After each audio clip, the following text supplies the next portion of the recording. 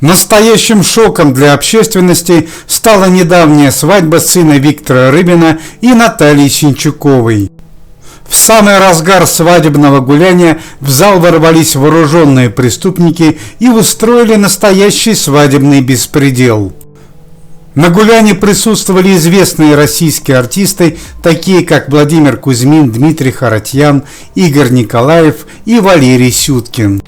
К сожалению, свадебная гулянка трагически закончилась для Владимира Кузьмина и Дмитрия Харатьяна, которые пытались защитить жениха и его невесту.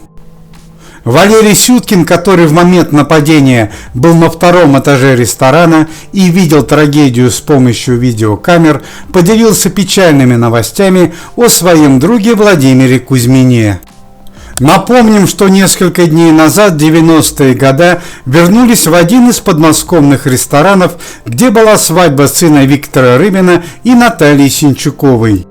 Сын Виктора Рыбина Василий сам спровоцировал страшную трагедию, задолжав своим партнерам по бизнесу крупную денежную сумму более 25 миллионов рублей.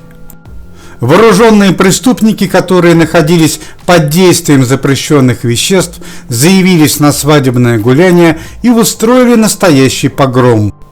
Погиб солист американской группы Нью-Джерси, а Харатьян и Кузьмин получили серьезные ранения. Жених и невеста, благодаря помощи российских артистов, успели скрыться на втором этаже ресторана и не пострадали в трагедии. По словам Валерия Сюткина, Владимир Кузьмин повел себя как настоящий мужчина и спас от трагедии несколько десятков людей. Володе удалось завязать разговор с преступниками, отвлечь их внимание, в результате чего основная масса гостей успела покинуть ресторан. Но когда Володю положили, я подумал: все, хана, 90-е вернулись и живых в зале не останется. Вспоминает о трагедии Валерий Сюткин. Другой российский артист Игорь Николаев, который тоже был на свадьбе, и вовсе считает, что вся вина за трагедию лежит на Викторе Рыбине, который не распорядился в зале выставить охрану. Виктор повел себя очень самонадеянно, он был уверен в своей репутации, но его попустительство привело к целой трагедии. На данный момент Виктор Рыбин начинает судебное разбирательство с властями США, ведь по его вине погиб американский подданный, солист музыкальной группы. Также Валерий Сюткин поделился печальными новостями о Дмитрии Харатьяне и Владимире Кузьмине. Дмитрий Вадимович Харатьян в результате нападения получил не только серьезные ранения, но и сердечный приступ.